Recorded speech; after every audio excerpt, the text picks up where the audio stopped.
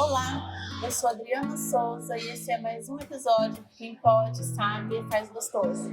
E hoje eu estou aqui com uma convidada extremamente feminina, que está aí nesse movimento de retomar o lugar da mulher, né? Na sua família ou na sociedade. Fabrícia, e aí, quem é você? Eu sou, acima de tudo, uma menina apaixonada. Todas nós temos ainda uma menina. Eu sou uma menina apaixonada pela vida, apaixonada por ler, por escrever, por ensinar, entendeu? Desde pequena, mais do que brincar de casinha, eu gostava de ensinar as minhas bonecas. Ensinar elas a escrever, a pensar, a brigar também.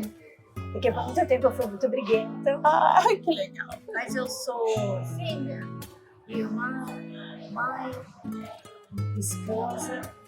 Eu sou uma profissional que está tentando se reencontrar nesse mundo cheio de imposições. Acima de qualquer coisa, eu gosto muito de estudar. Você já deve ter percebido isso, né?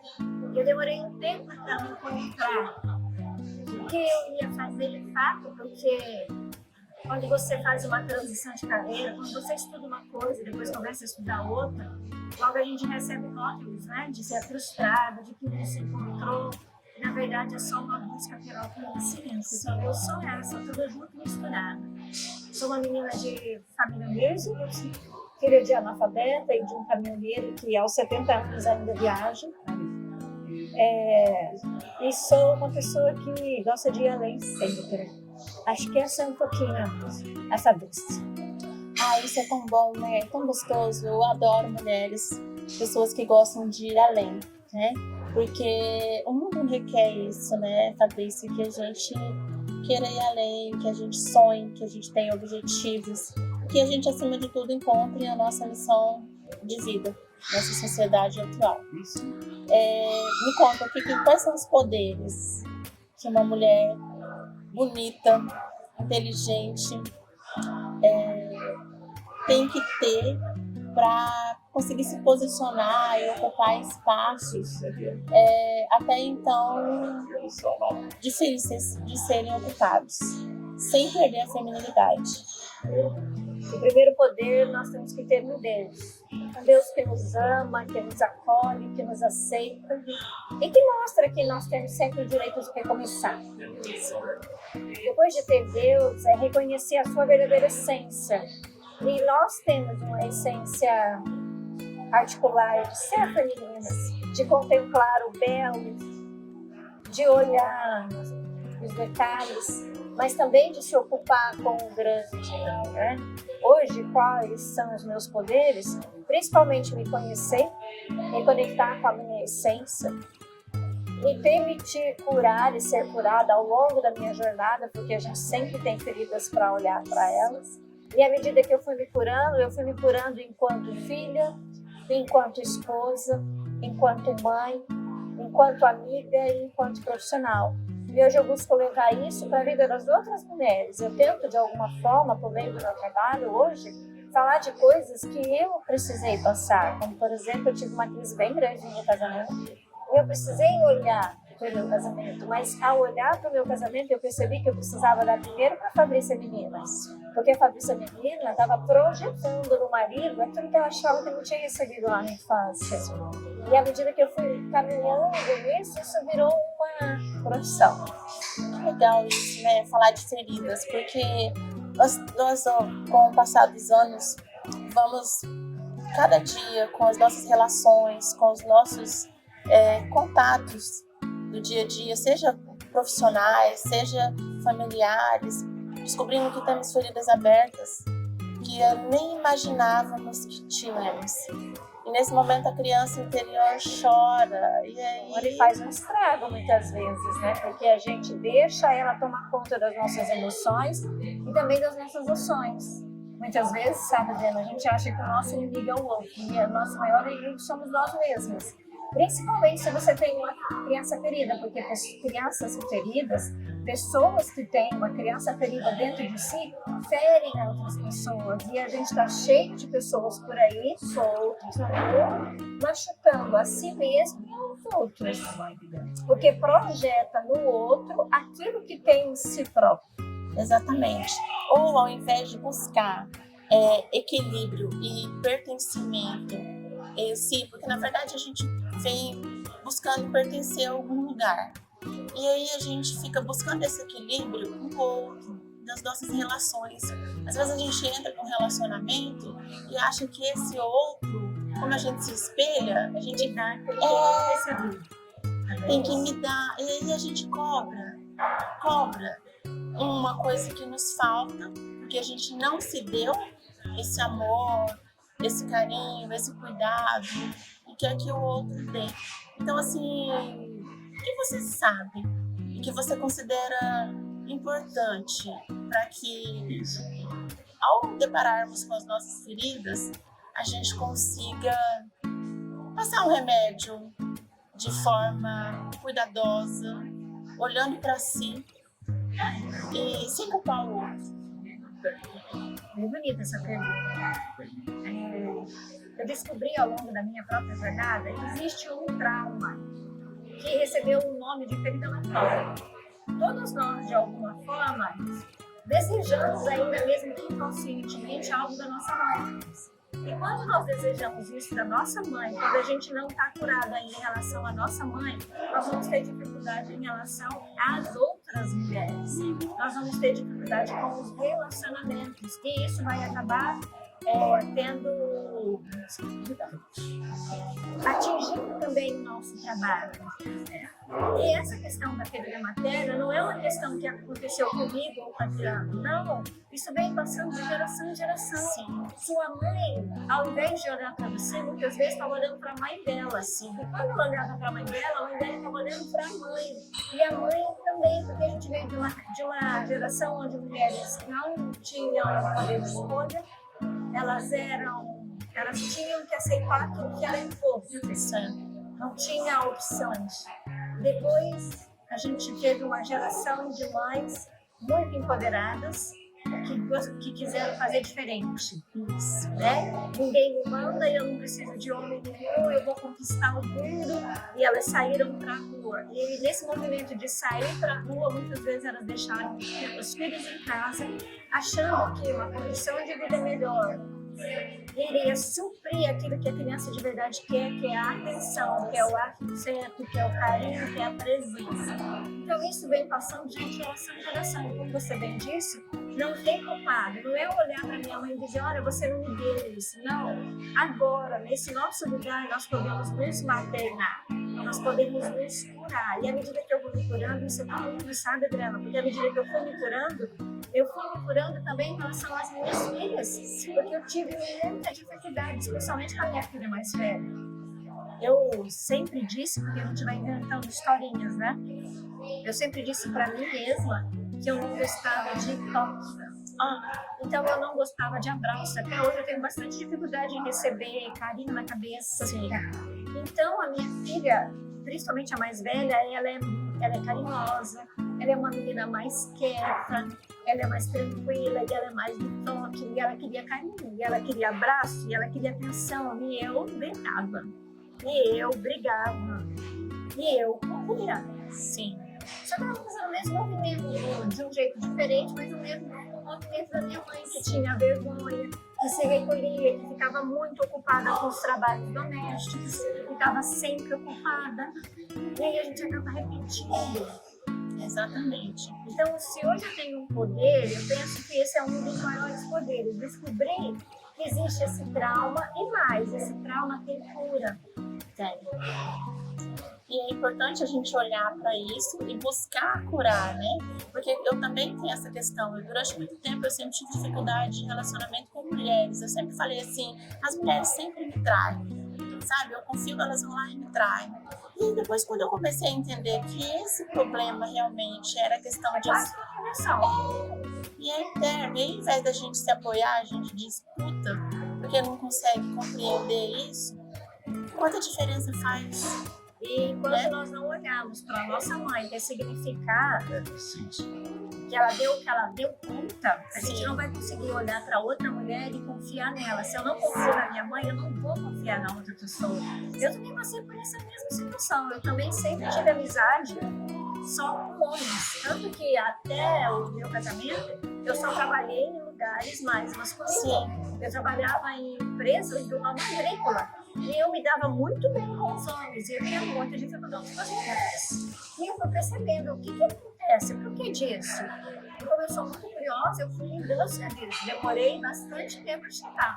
Mas quando eu cheguei à resposta que eu procurava, eu falei, eu preciso espalhar isso para as pessoas. Isso que é legal, poder espalhar para os outros. E a gente, quando não percebe, eu, por exemplo, para ocupar lugares de trabalho, eu acabei me tornando um pouco masculina. Masculina nas ações, porque se eu não tivesse uma forma de agir masculina, eu não era respeitada, eu não conseguia ser ouvida. E isso, de certa forma, me feriu. Vai desvirtuando, né? Vai criando um transtorno de imagem. Exatamente. Eu começo a adotar um padrão de comportamento que não tem nada a ver com a minha essência. É como se fosse mesmo um personagem que eu adoto para sobreviver diante daquele trauma. Exato. Então, primeiro acontece um trauma, depois eu vou desenvolvendo recursos para viver depois daquele trauma. E um deles são as feridas, são as máscaras. E uma das máscaras é adotar um papel mais masculino, daquela mulher super empoderada, que a gente não gosta muito desse nome, mas aquela mulher que faz o que acontece, que não precisa de ninguém. Quando a gente, na verdade, quer cuidado. E que fala que não precisa de ninguém e que desqualifica os homens para que ela se sinta importante, então ela desqualifica o homem e aí ela começa a fazer demais e todas as vezes que eu faço demais vai ter alguém do lado que está fazendo de menos. Sim. E nós somos também, com esse empoderamento feminino que está rolando por aí, nós vamos diminuindo o homem e o masculino. Exatamente. E hoje a gente faz parte de uma geração de mulheres que estão destruindo seus filhos. E isso, a gente inconscientemente castra os nossos filhos.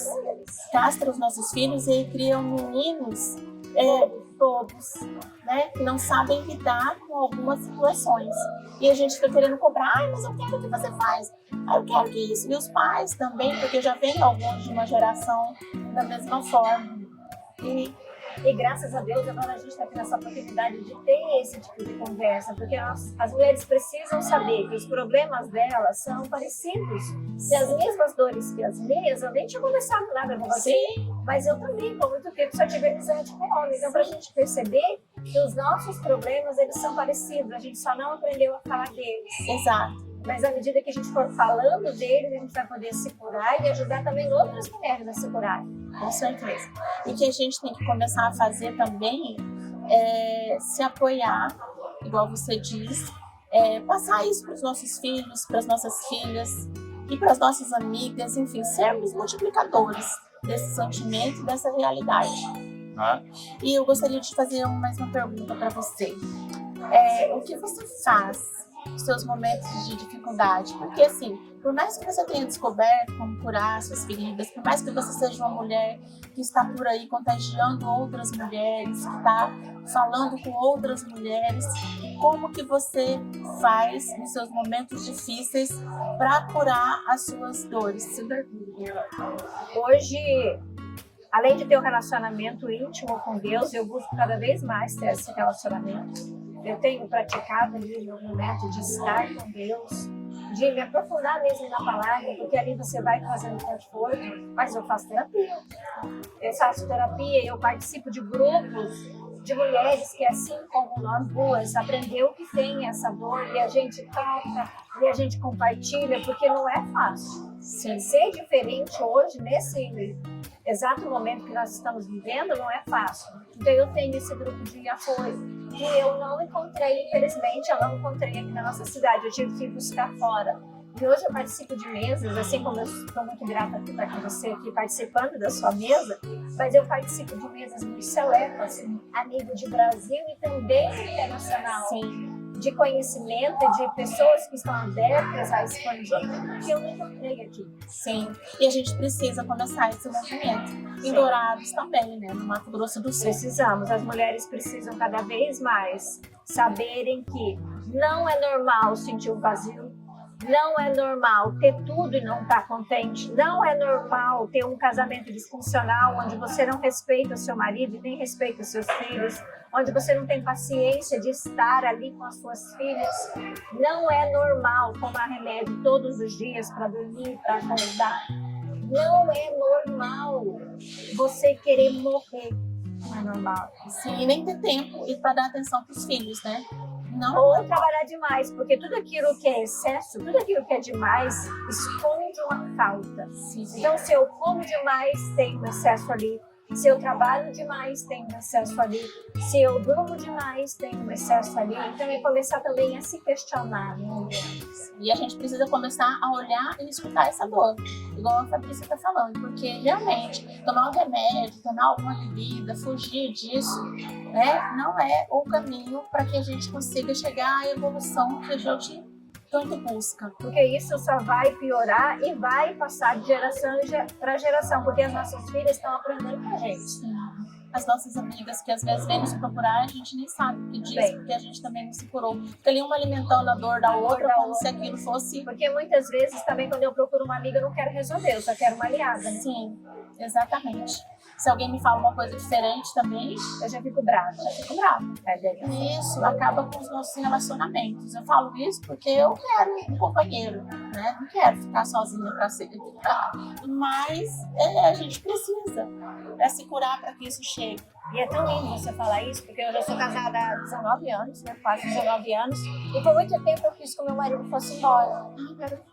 Para as pessoas casadas isso é bom, elas falam que não é bom você falar isso. Mas depois eu percebi que eu queria que ele fosse embora apenas para pertencer, que foi uma coisa que você disse antes. Como na minha família de origem lá, nós temos muitas mulheres que são mães solteiras, ou que são separadas, ou que são viúvas, para mim é muito difícil, inconscientemente, eu me sinto culpada por estar casada e principalmente casada por amor. E aí, mesmo amando ele, por muitas vezes ele disse, vai embora, é melhor você ir embora. Eu sei me virar muito mais sozinha do que com você, mas na verdade eu não sabia lidar com os meus sentimentos. Sim. E esse saber lidar com os sentimentos, ele só vem com o autoconhecimento, né? Só autoconhecimento e com verdade, muita verdade, sim, coragem e humildade. Porque se você não tiver esses 3 elementinhos também, você vai criar historinhas, né? Eu também digo para as minhas alunas, sabe? Conte suas histórias, mas não acredite nelas. E por muito tempo eu acreditei que eu não precisava de homem nenhum.